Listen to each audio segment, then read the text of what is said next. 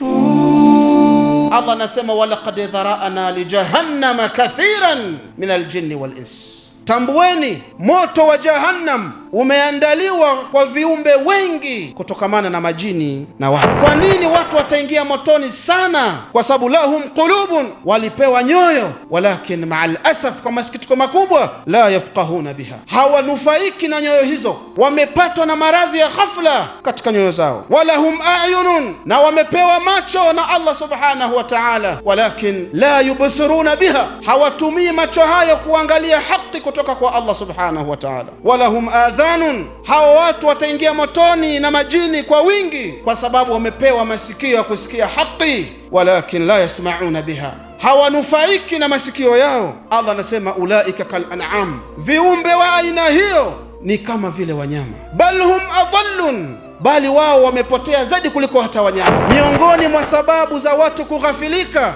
ni kuiacha swala ya Ijumaa, mimman tajibu alayhi, hasa kwa yule ambaye swala hii ni wajibu kwake yeye. Tambua kwamba kuacha swala ya Ijumaa ni sababu kubwa ya mtu kupatwa na maradhi haya ya ghafla. Mtume anasema la yantahiyanna aqwamun an wadi'ihinna aljumuat, wakome, waache tabia ya kuacha Ijumaa bila sababu. Mtume anasema au la yahtimanna Allahu ala qulubihim, au kama wakiendelea hivyo Allah subhanahu wa ta'ala atazifunga nyoyo zao, thumma la yakunanna min alghafilin, kisha watatumbukiza katika orodha ya wale ambao wamepatwa na maradhi haya. Na wale waliopatwa na maradhi haya sehemu yao ni mbaya kama tulivyoisoma. Jambo lingine miongoni mwa sababu za ghafla, hajrul masajid, kuhama misikiti. Sasa hivi misikiti imekuwa ni sehemu ya kunyanyuka na kusimama basi. Hii siyo lengo la msikiti. Imekosa hadhi ya kutatua matatizo ya Waislamu, imekosa fursa ya kuwakinaisha Waislamu waliopatwa na shubha.